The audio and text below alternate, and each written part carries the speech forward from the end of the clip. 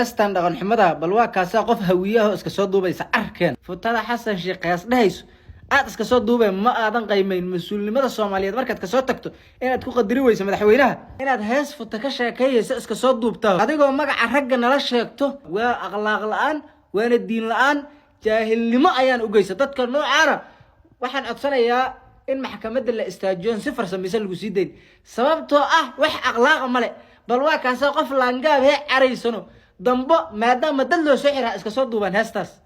wariyaha dhaqan xumada nagala taga bilaa caleeg ciidanka booliska ee kuwa nabad sugidda waa ugu hambaleeyaha waana ku faraxsanahay dadka noocaana waxa waaye in la isku raadiyo ayaga waaye fiir kuwa waxa jiro gafuurada qarsado ciwaana feegana waxa waaye barnaamijka ayda la yiraahdo kuwa muuqaal ku sameeya jiro wajiyadooda qarsado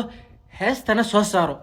dadka ay friendiska la yihiin la garanayo in lagu raadiyo lana soo qabto muuqaalkana cid kasto ku faraxsan in la soo xiro dadkii iska soo duubaya heesta futada xasan sheekh ha shar gareeyaan meel fog ha gaarsiiyaan kuwa iska soo duubay taqaan